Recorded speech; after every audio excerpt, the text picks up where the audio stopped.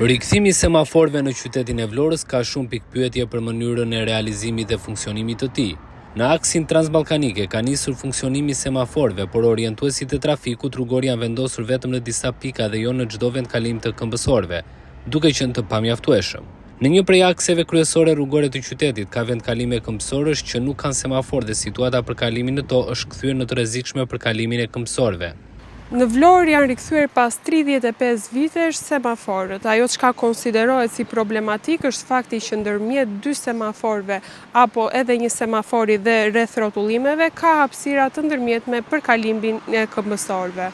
Kjo gjë është kthyer në burim aksidentesh pasi kur semafori jep dritën jeshile për kalimin e automjeteve, drejtuesit qarkullojnë me shpejtësi, ndërsa në mesin e rrugës në vendet pa semafor mund të kalojnë qytetarë duke u kthyer në burim aksidenti.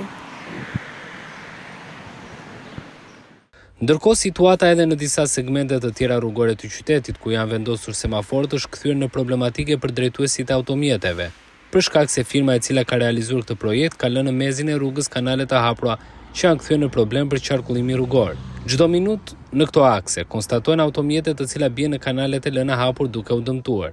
Vlen të theksohet se janë disa vendkalime të këmbësorëve në të gjitha aksin transballkanike që nuk janë ende të mbuluara me semafor.